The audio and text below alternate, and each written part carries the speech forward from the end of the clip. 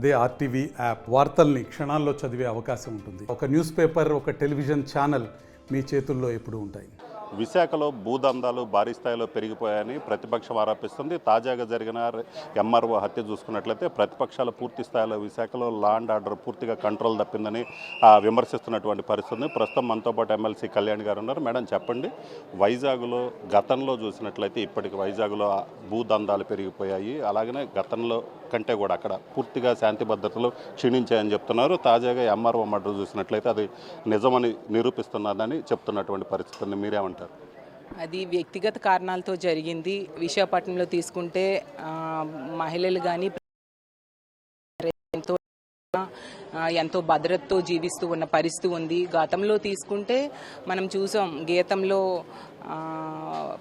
లోకేష్ గారి తోటల్లుడు నిర్వహిస్తున్న గీతం కాలేజీలో 40 ఎకరాలు కబ్జా చేసిన సంగతి అందరికీ తెలుసు. ఇలా తీసుకుంటే గతంలో జరిగాయి తప్ప ఇప్పుడు అలాంటివి ఏమీ జరగలేదు. అవన్నీ ప్రతిపక్షాలు చేస్తున్న విమర్శలు తప్ప ఆ నిజాలు అనేవి కాదు అని తెలియజేస్తూ ఉన్నాను. ఈరోజు తీసుకుంటే దిశ చట్టం తీసుకురావడం వలన మహిళలకి ఒక రక్షణ తీసుకొచ్చారు. మహిళల మీద అఘాయిత్యాలు జరిగితే చర్యలు తీసుకోవడానికి దిశ చట్టం తీసుకొచ్చారు. అది కేంద్రంలో పెండింగ్లో ఉన్నా కూడా దాన్ని సమర్థవంతంగా అందులో ఉన్న అంశాలు ఈరోజు అమలు చేస్తూ ఉన్నారు. అలాగే దిశ యాప్ ద్వారా అసలు మహిళల మీద అఘాయిత్యాలే జరగకుండా చర్యలు తీసుకుంటూ ఉన్నారు. దీనివలన ప్రతి మహిళ ఆంధ్రప్రదేశ్ రాష్ట్రంలో విశాఖపట్నం అనే కాదు, ప్రతి దగ్గర కూడా ఫోన్లో దిశ యాప్ అనేది ఉంటే పూర్తిగా ప్రభుత్వము పోలీస్ వ్యవస్థే తమ వెనక ఉన్నాయి అన్నంత ధైర్యంగా ఈరోజు ముందుకు వెళ్ళే పరిస్థితిని జగనన్న కల్పించారు. అలాగే పోలీస్ వ్యవస్థను కూడా చక్కగా మెరుగులు దిద్ది వాళ్ళు చక్కగా పనిచేసేట్టుగా చేస్తున్న పరిస్థితి ఉంది. సో అయితే ఇప్పుడు ఏదైతే అసెంబ్లీ సమావేశాలు చూసుకున్నట్లయితే గవర్నర్ ద్వారా మీరు అసత్యాలు ప్రచారం చేశారు. వాస్తవాలు అనేది గవర్నర్ ప్రసంగం వాస్తవాలకు దూరంగా ఉందని టీడీపీ ఆందోళన చేస్తున్నటువంటి పరిస్థితి. దీని మీద ఏమంటారు? మీకు ఒకటే చెప్తున్నానండి, గవర్నర్ గారు నేను చెప్పారు, ఒక బుక్లెట్ కూడా అందరికీ ఇచ్చారు. అందులో ఒక్కటి అబద్ధం అనేసి నిరూపించమనండి. ఎందుకంటే అందులో అన్నీ ఉన్న నిజాలు క్లియర్గా రికార్డ్స్లో ఉన్నవే గవర్నర్ గారు చెప్పారు. అవన్నీ కూడా ప్రత్యక్షంగా కళ్ళకు కట్టినట్టుగా కనిపిస్తూ ఉన్న పరిస్థితి మనం చూసాము. ఎందుకంటే రానున్న రోజుల్లో జగనన్న ఇప్పుడు 5 ఏళ్లలో 99% హామీలు నెరవేర్చారు. చంద్రబాబు నాయుడు గారు తీసుకుంటే కనీసం అతను ఇచ్చిన మేనిఫెస్టోలో 10% కూడా అమలు చేయలేదు. ప్రజలేమో తెలుగుదేశం పార్టీని మళ్ళీ చీకొట్టడానికి సిద్ధంగా ఉన్నారు. దాంతో ఏదో ఒకటి మాట్లాడాలి అని చెప్పి వాళ్ళు మాట్లాడుతున్నారు తప్ప వాళ్ళందరికీ ఈ హడావుడి ఈ గొడవలు చేయడానికి కారణం కూడా వాళ్ళకి ఫ్రస్ట్రేషన్ వచ్చేస్తూ ఉంది. ఎంత చక్కగా హామీలు అమలు చేశారు జగన్మోహన్ రెడ్డి గారు. ప్రజల్లో విపరీతమైన ఆదరణ పెరిగిపోయింది. మళ్ళీ శాశ్వతంగా జగనన్నే ఈ రాష్ట్రానికి ముఖ్యమంత్రిగా ఉంటారు ఎలా అని అందుకనేసి వాళ్ళ ఫ్రస్ట్రేషన్లోనే ఇలాంటి బాయ్కాట్ చేయడాలు ఇలాంటివి చేస్తూ ఉన్నారని ప్రజలకు కూడా క్లియర్గా అర్థమవుతుంది. గవర్నర్ గారు ప్రసంగంలో ప్రతి అంశం కూడా ఈరోజు నిత్య జీవితంలో మనందరం చూస్తున్నాం, పేద ప్రజలు అనుభవిస్తున్నవే చెప్పారు. విద్యకి, వైద్యానికి, వ్యవసాయ రంగానికి, మహిళలకి, అలాగే అభివృద్ధికి ఎంత పెద్దపీట వేశారు జగనన్న అనేది చాలా క్లియర్గా గవర్నర్ గారు చెప్పడం జరిగింది. కాబట్టి వాస్తవాలు తెలుసుకొని వాళ్ళు మాట్లాడితే బాగుంటుందని నేను తెలియజేస్తూ ఉన్నాను. మీరేమో మేనిఫెస్టోలో 99% అన్నీ నెరవేర్చామని చెప్తున్నారు. టీడీపీ వాళ్ళు అచ్చెన్నాయుడు నిన్న కూడా మాట్లాడటం జరిగింది. 15% కూడా మేనిఫెస్టోలో నెరవేర్చలేదు, మేము లెక్కలతో సహా రెడీగా ఉన్నాము. జగన్ ఒక్క మాటకు సమాధానం, మద్యపాన నిషేధం చేసిన తర్వాతనే ఓట్లు అడుగుతానని చెప్పారు. ఈ ఒక్కదానికి అసెంబ్లీలో సమాధానం చెప్తే చాలంటున్నారు.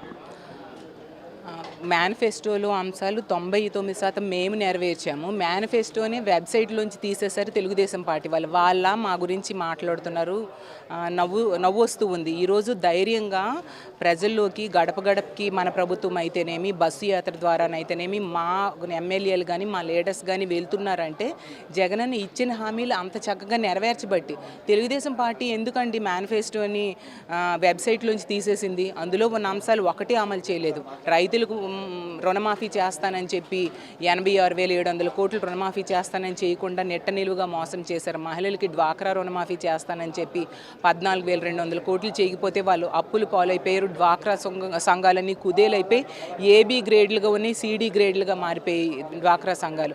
ఈవెన్ వాళ్ళకి 0 వడ్డీ రుణం కూడా ఇవ్వని పరిస్థితి 2016 అక్టోబర్ నుంచి చంద్రబాబు నాయుడు గారు. అలాగే ఇంటికి ఒక ఉద్యోగం ఇస్తానని చెప్పారు, లేదా 2,000 రూపాయలు నిరుద్యోగ భృతి ఇస్తానని చెప్పి ఇవ్వకుండా నిరుద్యోగుల్ని ప్రజల్ని యువతని నెట్ట నిలువుగా మోసం చేశారు చంద్రబాబు నాయుడు గారు. అసలు అలాంటి వ్యక్తులు మా మేనిఫెస్టో గురించి మాట్లాడే అర్హత వాళ్ళకి లేదు. మేనిఫెస్టోని ఒక బైబిల్లా, ఖురాన్లా, భగవద్గీతలా భావించి జగనన్న రాష్ట్రంలో తన పరిపాలన సాగిస్తూ ఉన్నారు.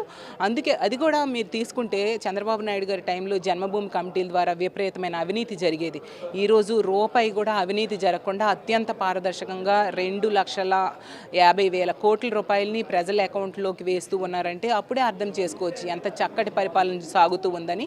చెప్పాను కదండి, వాళ్ళకి ఫ్రస్ట్రేషన్ ఎక్కువైపోయింది. ఖచ్చితంగా మళ్ళీ 2024లో జగనన్నే ముఖ్యమంత్రి అవుతారు, చంద్రబాబు నాయుడు గారు మరి ఈ రాష్ట్రానికి వద్దు అని ప్రజలు నిర్ణయించుకున్నారని అర్థమైపోయి అలాంటి అబద్ధాలు చెప్పి ప్రజలను మభ్యపెట్టడానికి ట్రై చేస్తూ ఉన్నారు. కానీ ఆంధ్ర రాష్ట్ర ప్రజలు తెలివైన వాళ్ళు, ఎవరు వాళ్ళకి మెయిల్ చేశారు వాళ్ళకి తెలుసు. కాబట్టి ఖచ్చితంగా మళ్ళీ జగనానికి ఓటేయడానికి వాళ్ళు సిద్ధంగా ఉన్నారని తెలియజేస్తున్నాను.